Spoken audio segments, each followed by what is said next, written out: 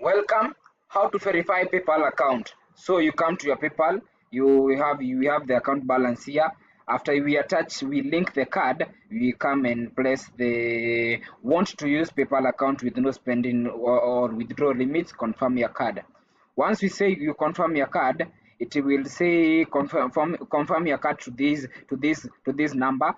So ensure that your PayPal has more than $2, or if it's in Kenyan shillings, that is around 300 Kenyan shillings, or depending with the currency, with your currency. Once you equate to 1.95 dollars, then you'll get 4-digit codes, and once you put the codes here, your PayPal will be verified. What PayPal will do, they want to confirm if the attached card is legit.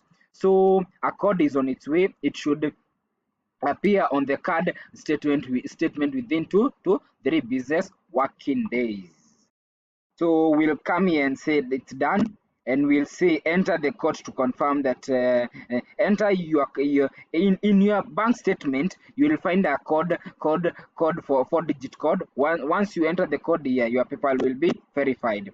So once we enter the code here, it will be verified. What it will do, in my bank balance in the bank, I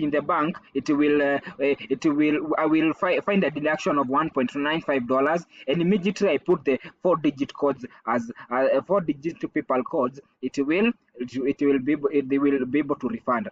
If you have such issue, reach me out through, in the description link is my number, and at a token of appreciation, I'll be able to assist you verify your PayPal account, or any pay money that has been held in PayPal or 180 days. I'll be able to assist you. Thank you.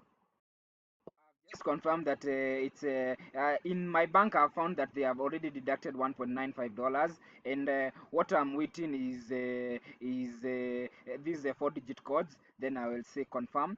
Once I say confirm, your bank has been confirmed, and now it's done. It means my PayPal has been verified. That's the way to verify your PayPal code.